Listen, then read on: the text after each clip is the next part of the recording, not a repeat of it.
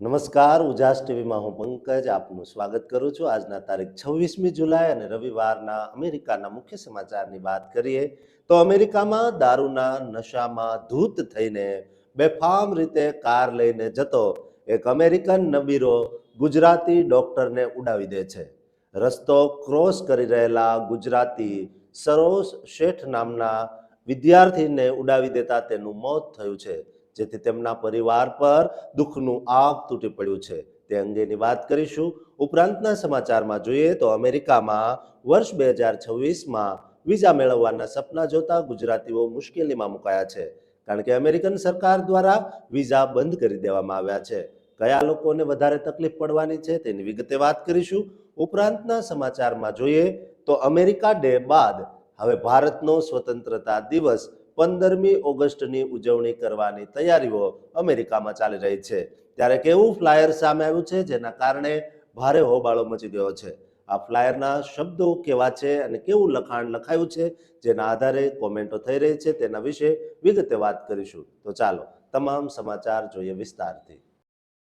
મગજની ભયાનક બીમારીઓનો ઈલાજ શોધી તબીબ બનવાના સુંદર સપના સાથે ભણતો 21 વર્ષનો તેજસ્વી યુવાન અચાનક રસ્તો ઓળંગતા નશામાં ધૂત ડ્રાઈવરની ભયાનક ટક્કરથી સદાને માટે આંખો મીચી દે ત્યારે તેના અભાગી પરિવાર પર કેટલું દુઃખ પડ્યું હશે.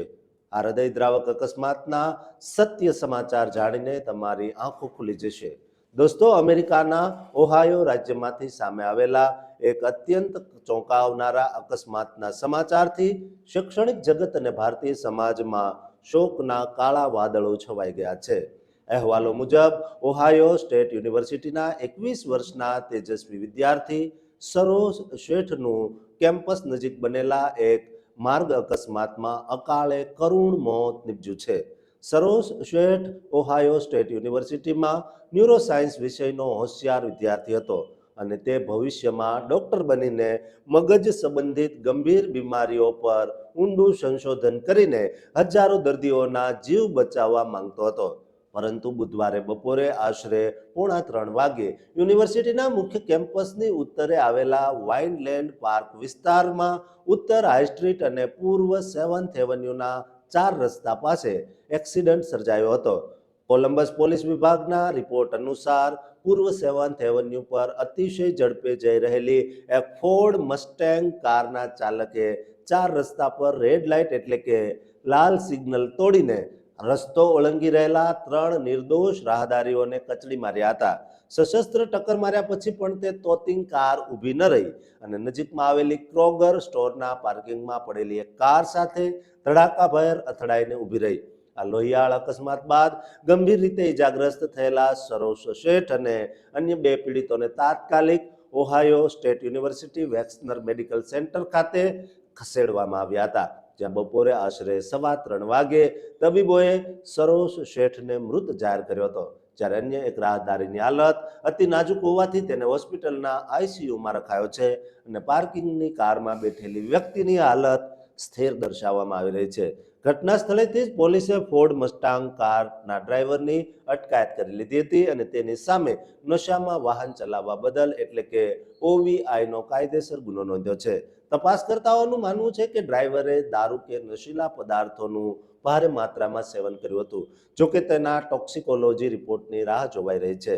વહીવટીતંત્ર દ્વારા હજી સુધી ડ્રાઈવરનું નામ જાહેર કરાયું નથી, પણ તપાસ આગળ વધતા તેની સામે વેહિક્યુલર હોમિસાઇડ એટલે કે વાહનથી હત્યાના ગંભીર ગુનાના આરોપ મૂકવામાં આવી શકે છે. અકસ્માત બાદ અકસ્માત સ્થળના પુરાવા એકત્ર કરવા અને તપાસ માટે ઉત્તર હાઈ સ્ટ્રીટને કલાકો સુધી બંધ કરી દેવામાં આવી હતી. મૂળ ઓહાયોના વોરેન શહેરનો વતની સરોજ શેઠ અભ્યાસ અને રમતગમતમાં અસાધારણ પ્રતિભા ધરાવતો વિદ્યાર્થી હતો. તેમણે વર્ષ 2023માં વોરેન સ્થિત જોન એફ કેનેડી કેથોલિક સ્કૂલમાંથી શૈક્ષણિક અને રમતગમત ક્ષેત્રે અસાધારણ દેખાવ સાથે પોતાનો હાઈસ્કૂલનો અભ્યાસ પૂર્ણ કર્યો હતો, જ્યાં તેમને ઓહાયો હાઈસ્કૂલ એથ્લેટિક એસોસિએશન દ્વારા પ્રતિષ્ઠિત સ્કોલર એથ્લેટ સ્કોલરશિપ એનાયત કરવામાં આવી હતી, જે તેમની સમાજ સેવા, લીડરશિપ અને ભણતર પ્રત્યેની ભવ્ય લગન દર્શાવે છે. આ આશાસ્પદ યુવાનના અચાનક વિદાયથી ઓહાયો સ્ટેટ યુનિવર્સિટીના પ્રોફેસરો અને સહપાઠીઓ ભારે ઘેરા આઘાતમાં સરી પડ્યા છે. દોસ્તો, અમેરિકામાં આપણા ભારતીય વિદ્યાર્થીઓ સાથે અવારનવાર આવા ગંભીર અકસ્માતો સર્જાય છે. ત્યારે આપણી સુરક્ષા આપણે કરીએ તે માટે આ વિડીયો તમામ લોકોને શેર કરજો અને આ ચેનલને સબસ્ક્રાઇબ કરવાનું ચૂકતા નહીં. અમેરિકાની ધરતી પર અસાધારણ પ્રતિભા અને સખત મહેનતના જોરે ગ્રીન કાર્ડ મેળવવાની સૌથી ઝડપી અને શ્રેષ્ઠ EB1 કેટેગરીમાં આશા રાખીને બેઠેલા આપણા ભારતીય અને ગુજરાતી પ્રોફેશનલ્સના સપનાઓ પર સ્ટેટ ડિપાર્ટમેન્ટનો એક ચેતવણી ભર્યો કાનૂની કોરડો વિંજાય અને ગ્રીન કાર્ડનો દરવાજો જ રાતોરાત બંધ થઈ જવાની ભયાનક નોબત આવે ત્યારે પરિવારો એટલે કે જે લોકો અમેરિકા જવાના છે અથવા તો અમેરિકાના વિઝા માટે ગ્રીન કાર્ડ માટે એપ્લાય કરે છે તેમના દિલ પર શું વીતતી હશે? આ ચોંકાવનારા વિઝા સમાચાર પાછળનું સત્ય જાણીને તમારા હોશ ઉડી જશે. અમેરિકાના સ્ટેટ ડિપાર્ટમેન્ટ દ્વારા જાહેર કરાયેલા નવા નિયમો મુજબ વિદેશી પ્રોફેશનલ્સમાં ભારે આઘાત અને ચિંતાનો માહોલ વ્યાપી ગયો છે. અમેરિકામાં એમ્પ્લોયમેન્ટ બેઝડ ફર્સ્ટ પ્રેફરન્સ એટલે કે EB1 ગ્રીન કાર્ડ એ પ્રાયોરિટી વર્કર્સ માટેની સૌથી ઉચ્ચ કેટેગરી ગણાય છે, જેમાં સામાન્ય રીતે PERM એટલે કે પરમ લેબર સર્ટિફિકેશનની કોઈ જ જરૂર પડતી ન હોવાથી તેને અન્ય EB કેટેગરીઓ કરતાં બહુ જ ઝડપી અને ઉત્તમ માર્ગ માનવામાં આવે છે. USCISના નિયમો મુજબ 3 પેટા કેટેગરીઓ આવેલી છે, જેમાં EB1A વિજ્ઞાન, કલા, શિક્ષણ, બિઝનેસ કે રમતગમતમાં અસાધારણ ક્ષમતા અને રાષ્ટ્રીય કે આંતરરાષ્ટ્રીય સ્તરે ઉચ્ચ ખ્યાતિ ધરાવતા વિશિષ્ટ લોકો માટે સેલ્ફ પિટિશનના કાયદેસર વિકલ્પ સાથે ઉપલબ્ધ છે. જ્યારે EB1B એ આંતરરાષ્ટ્રીય માન્યતા ધરાવતા શ્રેષ્ઠ પ્રોફેસરો અને સંશોધકો માટે કાયદેસર નોકરીની ઓફર સાથે હોય છે અને EB1C એ મલ્ટીનેશનલ કંપનીના એક્ઝિક્યુટિવ્સ કે મેનેજર્સ માટે કંપની સ્પોન્સરશિપ સાથે ઉપલબ્ધ થાય છે. પણ ઓગસ્ટ 2026ના વિઝા બુલેટિન મુજબ નાણાકીય વર્ષ 2026માં ભારતીયો માટે EB1ની ફાઇનલ એક્શન ડેટ 15 ઓક્ટોબર 2022ની તારીખ પર જ અપરિવર્તિત રહી છે, જેનો અર્થ એ છે કે ઓક્ટોબર 2022 કે તેથી પહેલાની પ્રાયોરિટી ડેટ ધરાવતા ભારતીયોને જ ગ્રીન કાર્ડ મળી રહ્યું છે અને અંદાજિત વેઇટિંગ ટાઈમ 3.5 થી 4 વર્ષનો થઈ ગયો છે.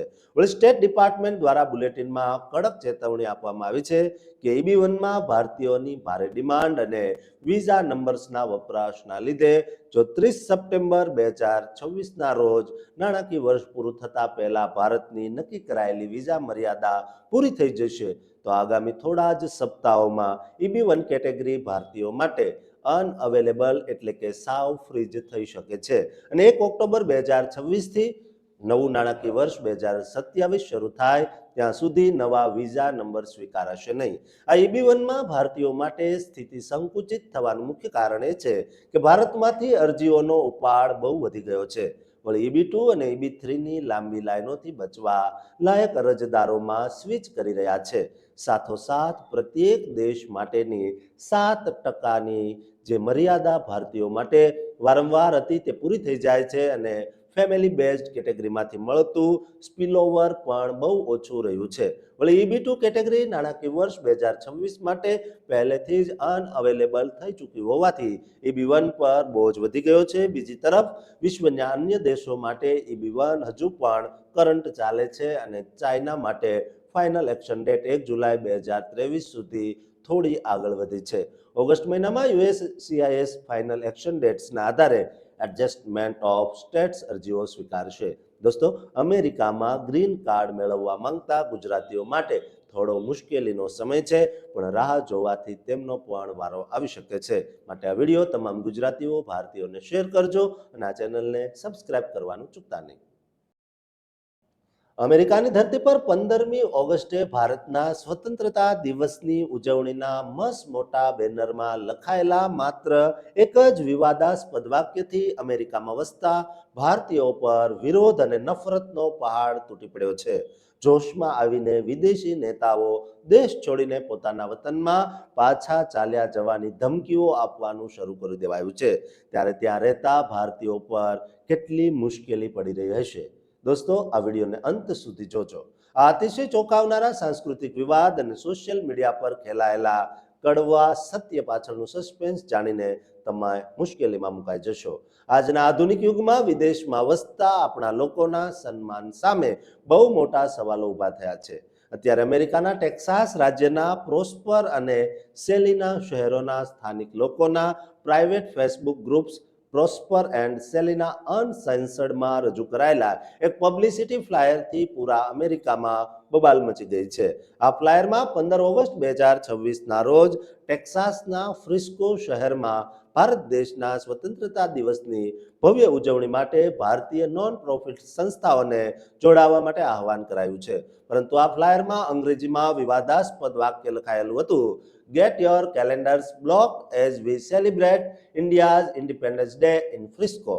વી better than American independence day. એટલે કે ફ્રિસ્કોમાં ભારતના સ્વતંત્રતા દિવસની ઉજવણી માટે તૈયાર થઈ જાઓ, જે અમેરિકાના સ્વતંત્રતા દિવસ કરતા પણ બહુ શ્રેષ્ઠ હોય છે. આ નાનકડું લખાણ સોશિયલ મીડિયા પર વાયરલ થતાં જ સ્થાનિક કન્ઝર્વેટિવ ઇન્ફ્લુએન્સર્સમાં ભારે રોષ ભડકી ઉઠ્યો હતો.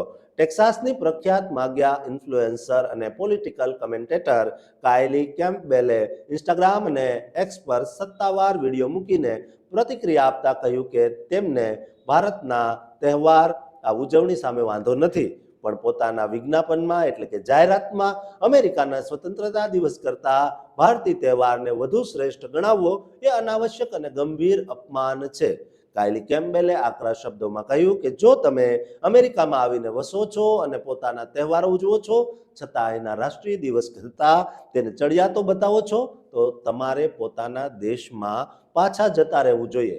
તેમણે ઉમેર્યું કે આવી માનસિકતા સમાજમાં ભળવાની એટલે કે એસિમિલેશનની વિરુદ્ધ છે અને તેનાથી લોકોમાં નિરાશા જન્મે છે. જોકે તેમણે સાફ કર્યું છે કે તેઓ ભારતીય સમાજને એક સરખા ગણતા નથી. બીજી તરફ સ્થાયી થયેલા ભારતીય અમેરિકનોએ પણ આ વાક્યની ટીકા કરી.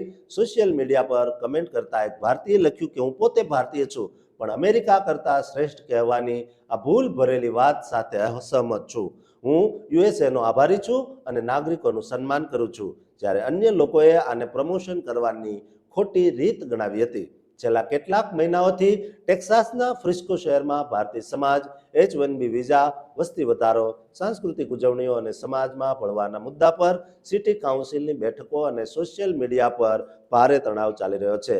ટેક્સાસ મંથલી, ટેક્સાસ સ્ટાન્ડર્ડ અને CBS ટેક્સાસ જેવા મોટા મીડિયાએ પણ આ વાયરલ મુદ્દાને કવર કર્યો છે અને આખા વિવાદનો મુખ્ય આધાર માત્ર ફ્લાયરનું એક વાક્ય જ છે. માટે આવી ભૂલ દોસ્તો અમેરિકામાં વસતા કોઈ પણ ભારતીય કે ગુજરાતી ન કરે તે માટે આ વિડીયોને શેર કરજો અને આ ચેનલને સબસ્ક્રાઇબ કરવાનું ચૂકતા નહીં.